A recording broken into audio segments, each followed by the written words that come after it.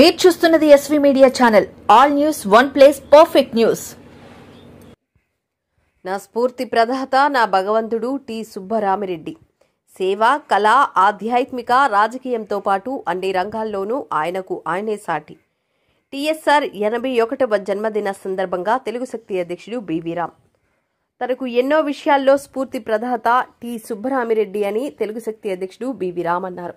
T Subbarami Reddy 81వ జన్మదినం సందర్భంగా హైదరాబాద్లోని బంజారా హిల్స్ లో ఆయన్ను బివి రామ్ జన్మదిన శుభాకాంక్షలు తెలియజేశారు. మరెన్నో పుట్టినరోజులు జరుపుకోవాలని, పూర్తి ఆరోగ్యంతో జీవించాలని ఆకాంక్షించారు. తను భగవంతుడిని చూడలేదు, కానీ ఎన్నో సేవా కార్యక్రమాలు చేస్తున్న టీఎస్ఆర్ తనకు భగవంతుడితో సమానమని, సుబ్బరామిరెడ్డితో పాటు ఆయన సతీమణి ఇద్దరిని కూడా పార్వతీ పరమేశ్వరులుగా తాను భావిస్తానని బివి రామ్ అన్నారు.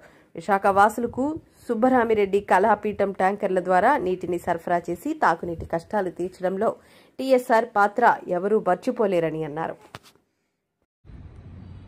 బివి రాము ఆధ్వర్యంలో అభిమానులందరూ, నా అభిమానులు ఇంత అభిమానంగా ప్రేమతో వచ్చి నా జన్మదినోత్సవ శుభాకాంక్షలు తెలియజేయడానికి వచ్చిన దానికి వాళ్ళందరినీ కూడా నేను ఆశీర్వదిస్తున్నాను.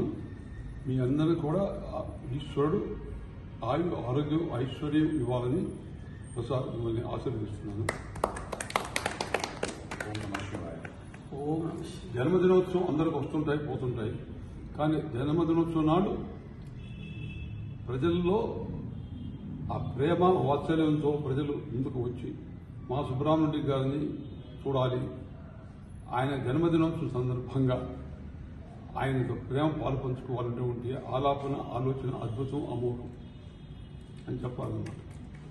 బివి రాము అసాధ్యుడు, నిస్వార్థపరుడు.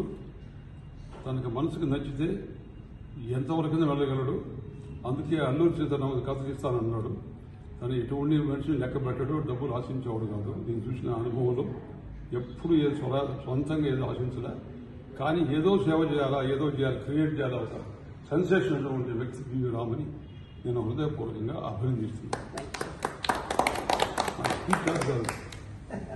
పేదలకు సాయం ఏది కావాలని చేశారు.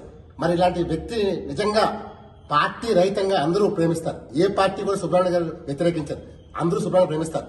మరి ఇలాంటి గొప్ప వ్యక్తి ఇవాళ చంద్రబాబు నాయుడు గారు కానీ, ఎవరైనా సరే, పవన్ కళ్యాణ్ కానీ సుబ్బరామిరెడ్డి గారు చేసిన సేవలో ఆ మనసు రాదు.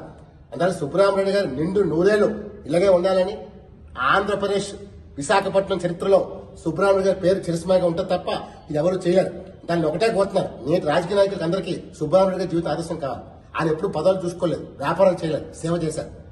దయచేసి సుబ్బరామిరెడ్డి గారి జన్మ సందర్భంగా అందరూ ప్రజలు సేవ చేయమని కోరుతున్నాను. ప్రజల కోసం పనిచేయండి. ప్రజలే దేవుళ్ళు అని భావించే వ్యక్తి. అలాంటి సుబ్బరామిరెడ్డి గారికి నేను నిజంగా చేయటం అదృష్టంగా భావిస్తున్నాను. ఆ మహానుభావుడు ఎప్పుడు చల్లగా ఉండాలి. ఈ రాష్ట్రాన్ని, ఈ దేశాన్ని కూడా సుబ్బరామిరెడ్డి సేవ అవసరం మనం చేస్తున్నాం. జై హింద్.